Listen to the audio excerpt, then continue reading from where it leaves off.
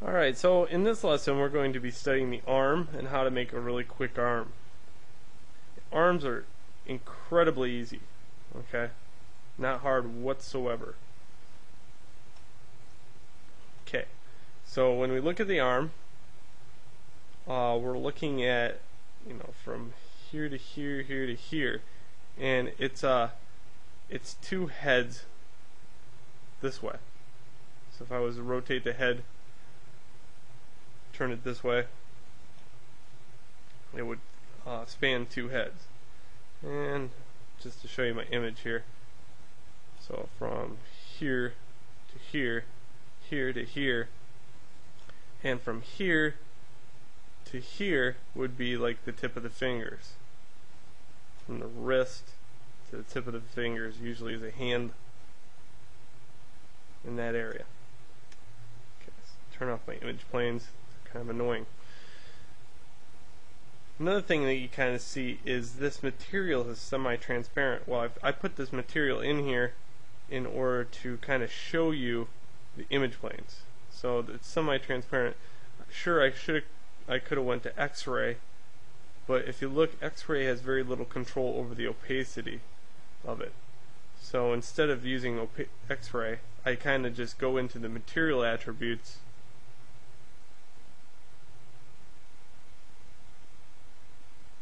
Ooh, a lot of history on this. And my transparencies are right here under Lambert. So I can make this less or more transparent. Doesn't really matter. I'm going to make a sculpting material for the arm. So first off, let's make a primitive. And of course it's a cylinder.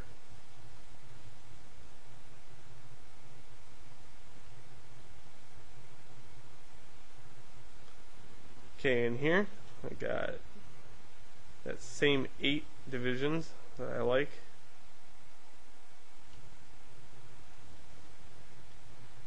And this time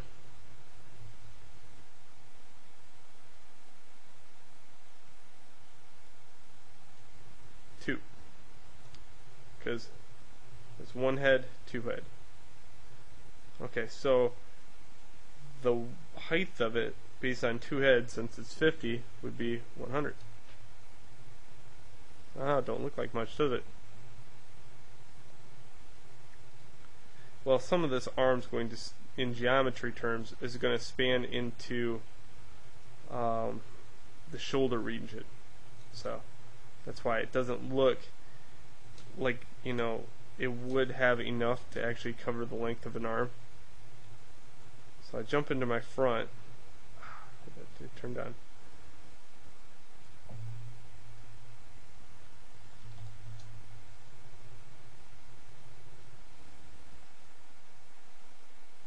See, some of it's going to actually flow into the right here, making up the rest of the body.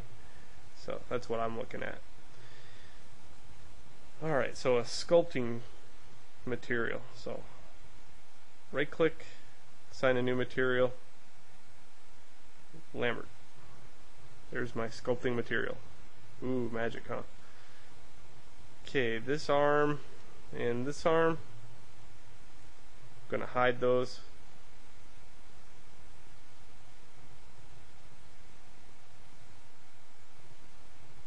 So I'm putting them on layer 5. So layer 3 is your image layers, layer 4 is some legs, and layer 5 is some arms.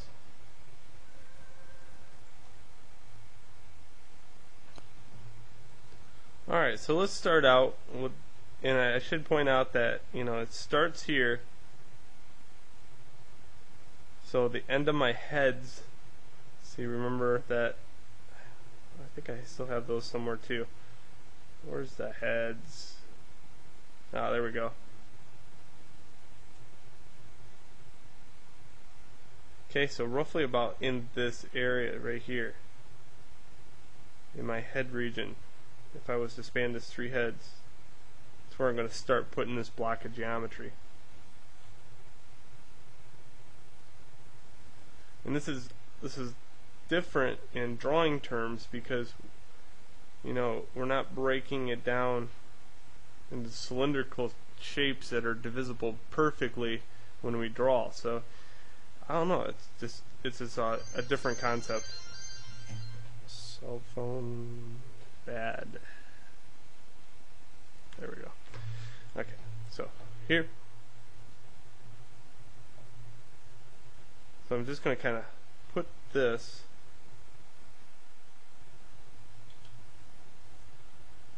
think.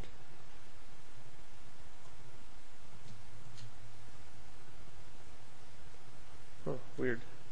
Oh. Yeah. See, when a character gets this big, sometimes you have a hard time grabbing onto things because it's bigger than the actual scene. See? I like just making it big for some reason. All my characters turn out really big like that. So now, as you can see, when I grab the vertex, since I moved it back, I can grab those. So I'm just going to kind of stretch this to give it the feel against the character right in this region. And keep this one straight. So I should have something that looks like that. Okay, now I'm going to insert an edge loop right here. And for the top, I sort of move this one right here on the arm. And these two I tuck in.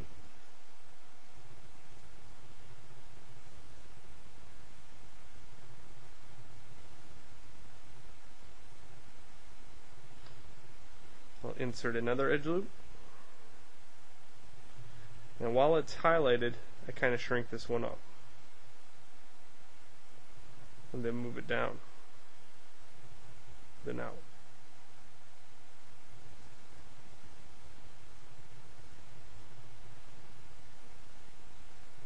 Insert edge loop here. While it's highlighted, shrink it down. Move it down. So I'm kind of looking at this straight line right here. It's kind of straight. I don't want to make it perfectly straight. I just want a kind of pseudo straight line right there. Okay, this next string of vertexes, I take this whole set and I rotate it.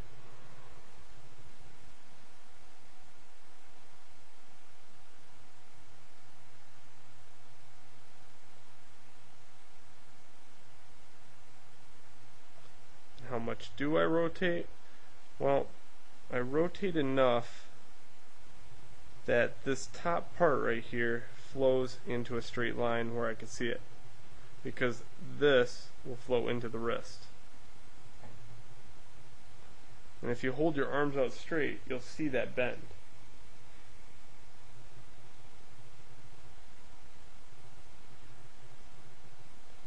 So move this kind of right about here.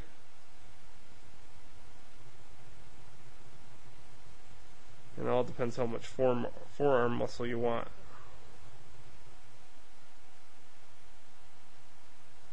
If you hold your arm straight, you'll notice that you have a kind of a pseudo straight line going from here. That's where I'm kind of looking at. And at the top, it's the most contoured part. So the most contoured part is what you have to really pay attention to. The straight line, you'll get that after you get the contour. See? So here I want to reestablish that kind of straight line, and here I have the contour.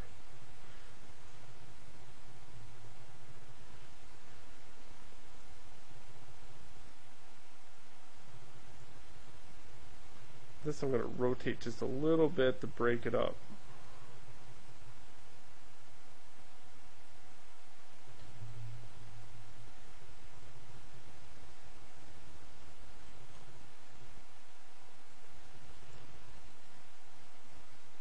And after I did that, you notice now I have the ability to keep shape in that area.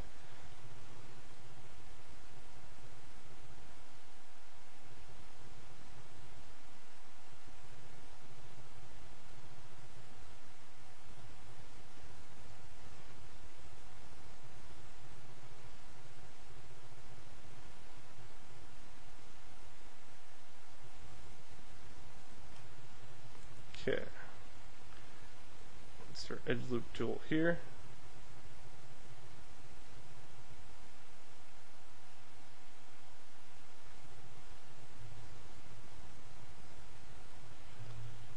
Alright, now a few other things, like this right in this region.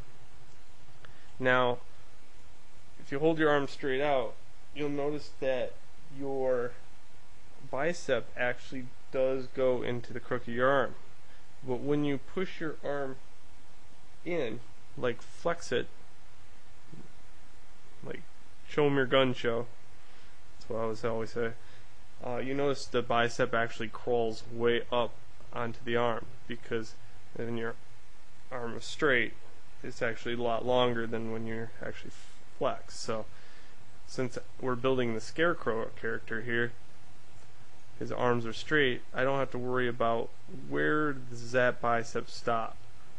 So here, it's kind of a nice way of seeing why we do the Scarecrow pose too, because the Scarecrow pose actually has a lot of the muscles are at rest in that Scarecrow pose, except for your pectoral muscles,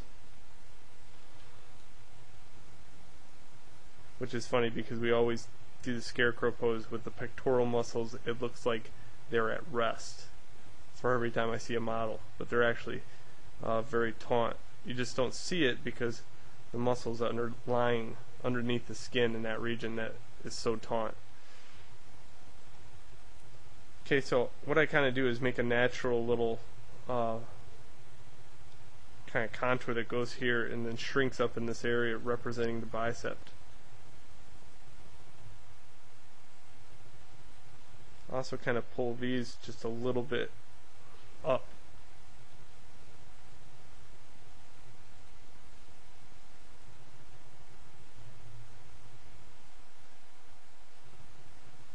I'm going to wreck that straight line just for a little bit there. Okay, in this one, usually I'll kind of do a midpoint, make a straight line, and I got that. And again, this is going to be all different on different characters. Depends on how muscular you want them.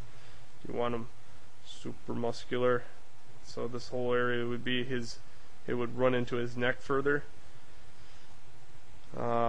Do you want like the slim Scarecrow character, or do you want the guy that looks like he plays baseball every day? So you would take this muscle and just tone it down some. I kind of want it big, so I'm just going to leave it a little bit bigger than that.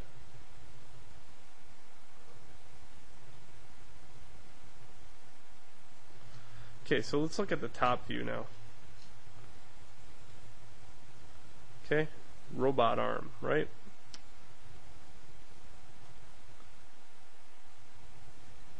Okay, so now we got that the width is just a little over exaggerated. So we'll line this up with the character, kind of look at it.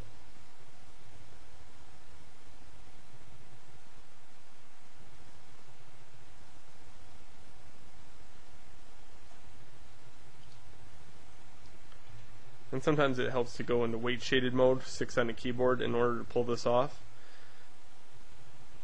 So here, I sort of want to do one of these numbers. And I'm going to reestablish that straight line.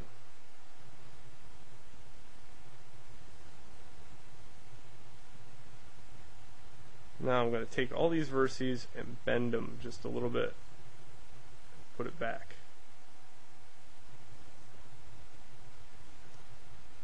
Okay, same as I did with the bicep in this region. Oop, goes like that. It goes straight line. This muscle actually crawls onto a V like that. The forearm muscle crawls up onto the arm on kind of like a V formation. And you also see it's towards the back just a little bit further.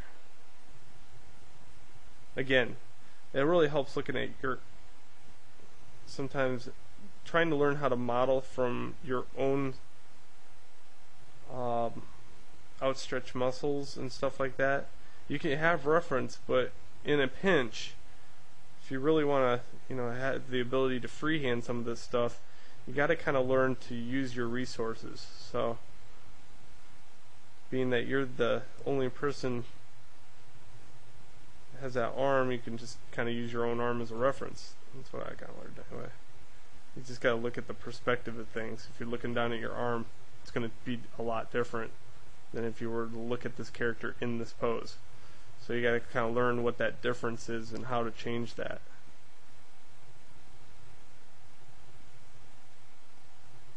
Okay, so as you see, I'm only looking at shape, and I'm only working on what I know to be true.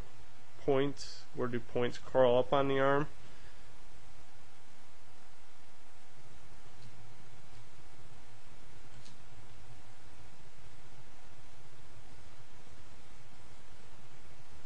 Yeah, not too shabby.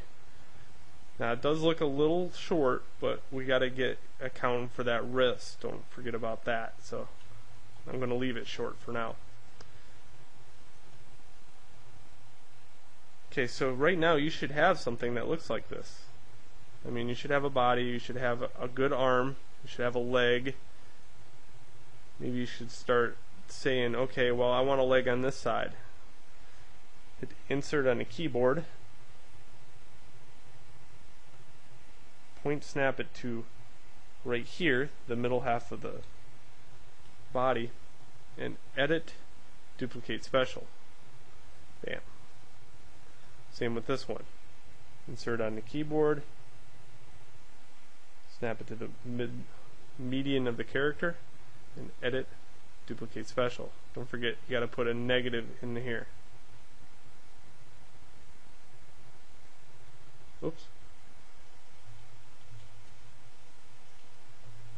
This part I just got done. It has like history build up on it. It's a lot of history. Notice when I duplicate special, it duplicates it wrong. Okay, so this was and it's got the X falling this way and Y up. Z is in the opposite direction though, however. So this is how you fix all that after you get done sculpting. Edit, delete by type history, edit, or modify, freeze transformation. So modify, freeze transformation. Now try to duplicate it.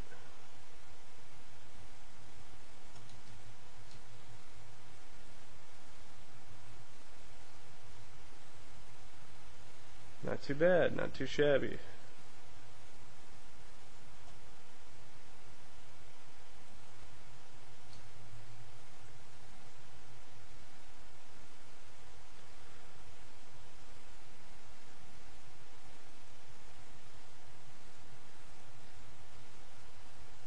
Alright, so next we're going to work on the neck and attaching the hand that we made earlier.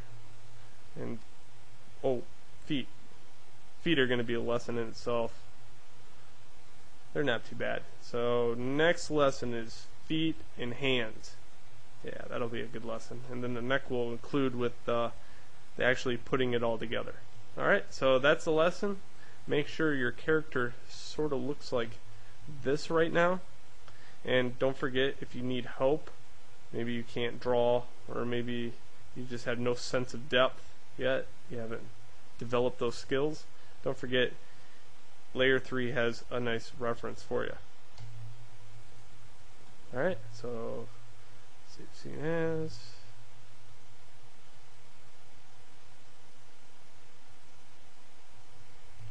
Arms done. Alright, until next lesson.